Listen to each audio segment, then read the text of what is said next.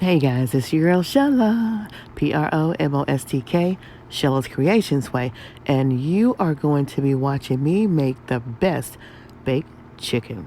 I'm going to do it fast and easy, and you're just going to see what I do and see the outcome.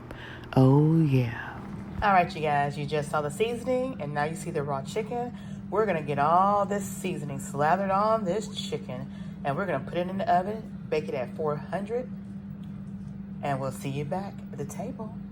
All right, you guys, we got all the seasonings on that meat. Isn't that pretty? Look at that meat. Oh, yeah. All right. We're going to pour about a cup of water in here, and then we're going to seal it up with aluminum foil, and we're going to bake it for an hour in the oven. Oh, yeah.